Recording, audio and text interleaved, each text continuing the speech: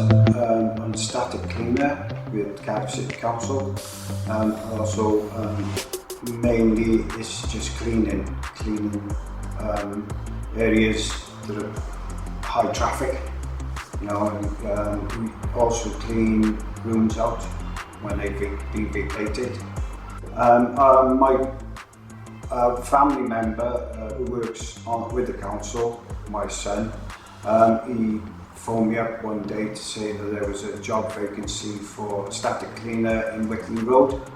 You've got to have a good work colleague, which is Helen. She showed me a lot of things, how to work, you know, the chemicals and that. Although I have been on a course for chemicals.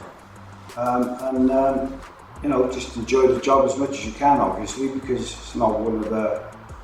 It is a lovely job to be in, but also you've got your, you know, your problems as well with the, you know, because you do get a little bit rowdy sometimes. So yeah, the coronavirus, it has made a difference to our work because we can only go into some areas with our masks on and PPE.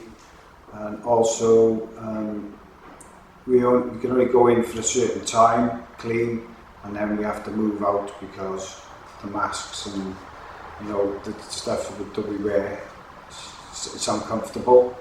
The favourite part of the job is probably having, you know, communication with the office staff, because to be honest with you, when you meet the office staff, you have a good laugh. There's always a laugh in the office. But as far as youngsters are concerned coming into the job, there's loads of opportunities, as in you could be a driver, you could work on the trucks. I mean, you could go as far as a supervisor or manager. Being a key worker with the situation it is with the COVID-19, I think, you know, we've worked through it. My colleague and myself worked through the pandemic. You know, what we've done so far, not blowing my own trumpet, but we have, you know, been here every single day. We haven't missed a day. And I think, you know, it'd be nice to have a little bit of a, you know, just say, oh, good on you for doing the job, like, you know.